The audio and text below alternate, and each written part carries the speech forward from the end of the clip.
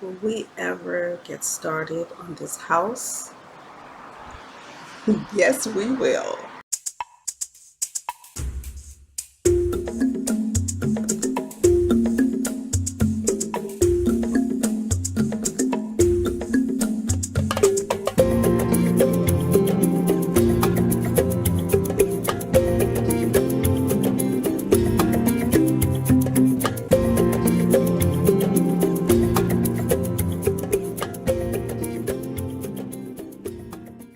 Greetings all, Precious the New Jamaican here.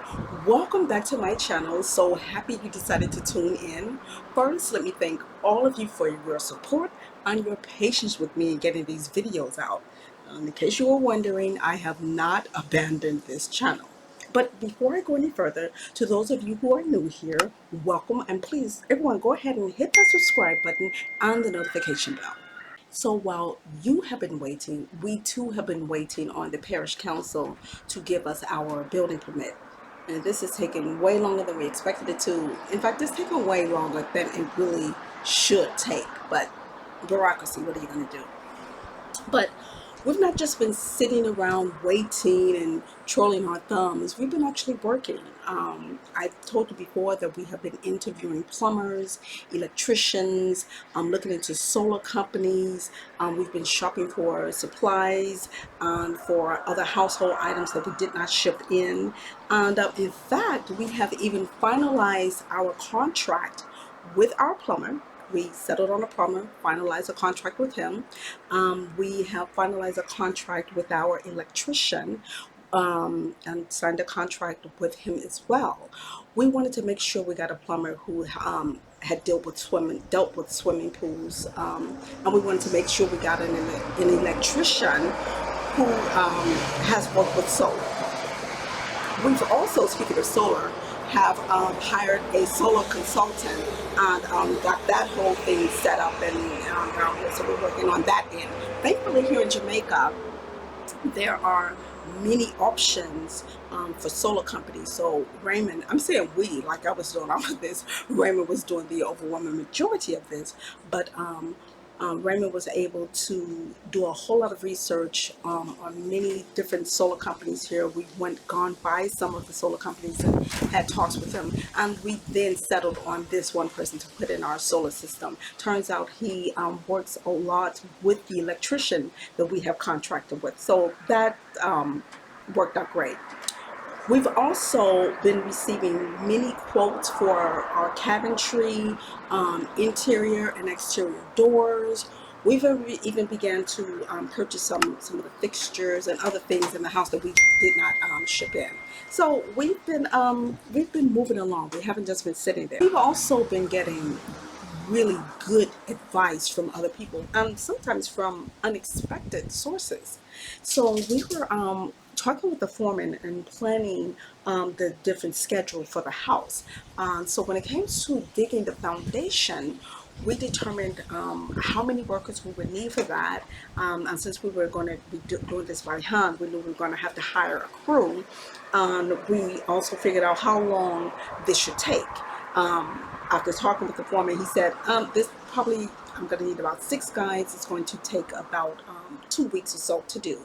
And so we settled on that, and we determined what we would pay per day for each crew member for that particular job.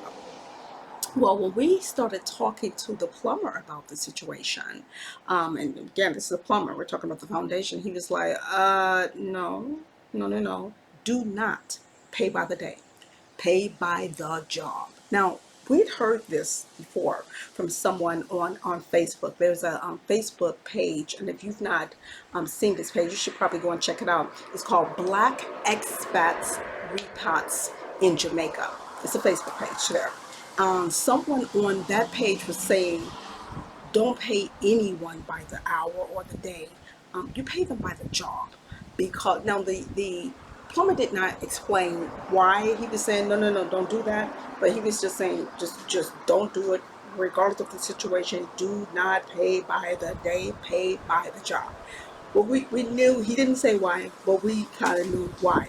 Now, when we were meeting with the electrician and the solar consultant, they pretty much said the same exact thing, but they also employed us. Don't even worry about, paying by the job. They were like, hire an excavator to dig your foundation. We just thought this would make more sense, that it would be less expensive than hiring an excavator, to get a crew. He was like, no. When you work out what it's going to cost you to pay your whole crew to build a foundation, you may as well just pay one guy who's going to do that in half a day. It's going to come out to be the same thing. In fact, you may come out ahead. And one of the things is they were saying, they were honest about it. Like I said, the plumber didn't say anything. They were like, these guys are going to do a whole lot of sitting around and chilling and needing to eat and needing to stop for a drink of poo or whatever. But they were like, and just chatting instead of working. We knew our schedule, but they have their own agenda. They were saying, look, they're going to try and stretch out this job for way longer than what you have scheduled it for so that they can make more money. Now, I don't mind people trying to make more money. Heck, I want to make more money, but can't do it at my expense. We have a budget and we have to stick to it. So listening to, again, the plumber, the electrician, and the soil consultant about digging a foundation, we got some really, really good advice. So we're not hiring a crew for that. We're gonna know that we're gonna have to hire a crew for other parts of the job, but these will be people that we know, and it will be a much smaller crew. So that was some really good advice. Be on the lookout for people who have gone through this and or who works in the construction field. Listen to what they're saying. They may really, really, really be able to help you out. So that was that. Our solar consultant and the electrician also gave us some great advice on our water catchment system. We, of course, will be collecting rainwater. And we happened to tell them what size our cistern is. They told us right off the bat, that's probably too small. It's like, it is small. You may be able to do it, but it's probably too small. You're never going to say, man, I have way too much water, but you could end up saying, I don't have enough water. So just in talking with them about our whole water system, they were like, that helped us to expand on the size of our system. And also they gave us some tips on other ways that we can collect water and conserve water. So again, talk to people who know. They were also telling us to talk to people who live there, because we were considering, they were telling us that we could probably connect to the main water system and out there and see if it's something that's worth doing as a bit of a backup. We did that, and turns out we could connect to the main water system there, but that pipe is usually dry. So now we know that we do have to either go larger, not just go larger on our cistern, but have other methods of collecting more rainwater so that we can have enough water for our house. Now, speaking of advice, we did not take the advice of our foreman when he told us that we should spray chemicals after we had the lawn cleared with the excavator.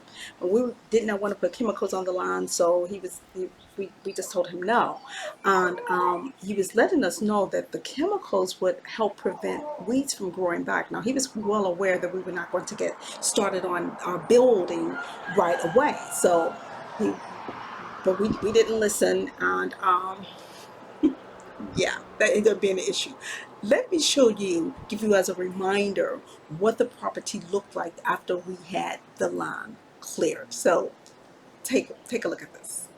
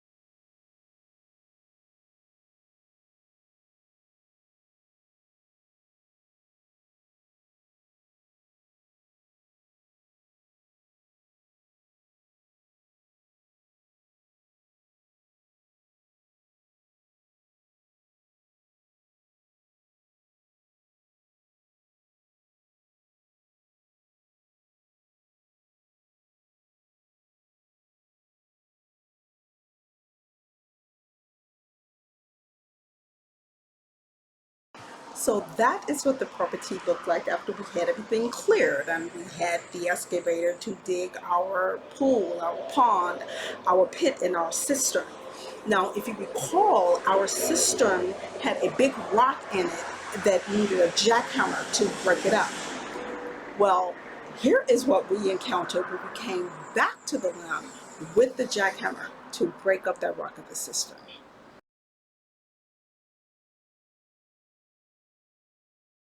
We have not been out here for about a month and a half. When we put in the road in, but look at all this. This is crazy. Okay, all right. It is completely overgrown again. Completely.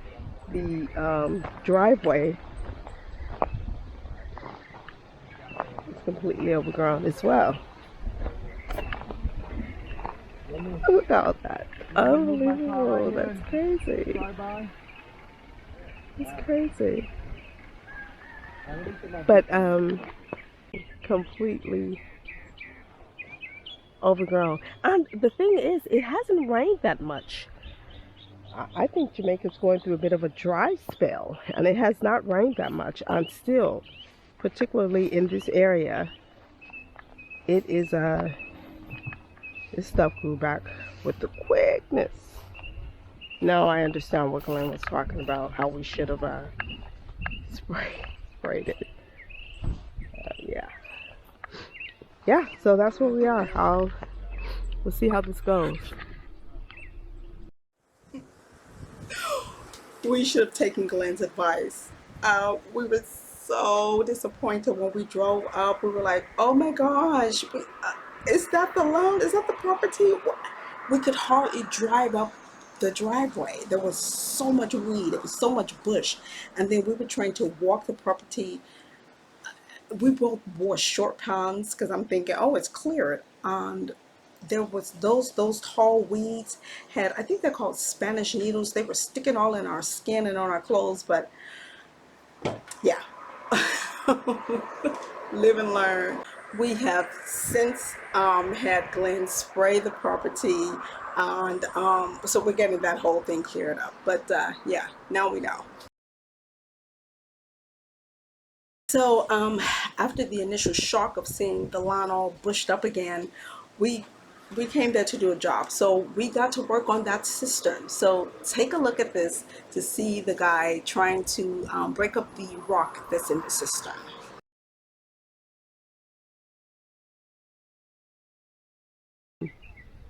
This is the cistern, but we got to get this rock here.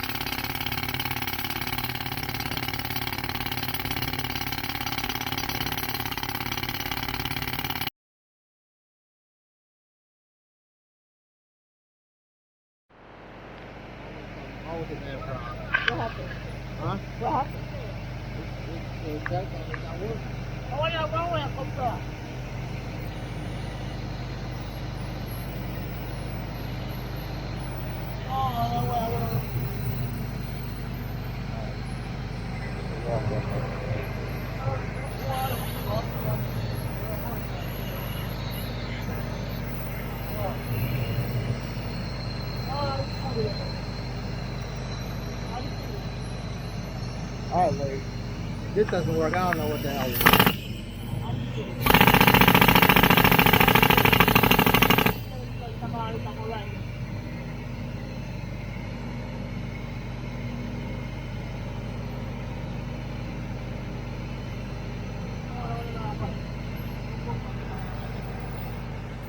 We were not happy.